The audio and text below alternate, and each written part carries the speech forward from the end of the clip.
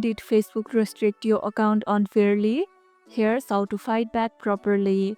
Is this a temporary restriction or permanent? Let me know in the comments below. First, check your account status. It shows exactly which post triggered the restriction.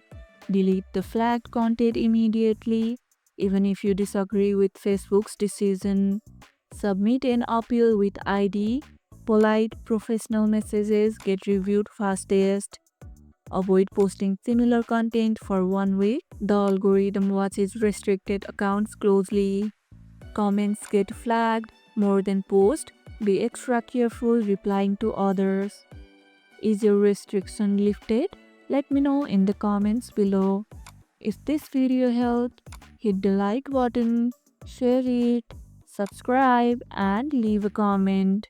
Thanks for watching, and I'll see you in the next one.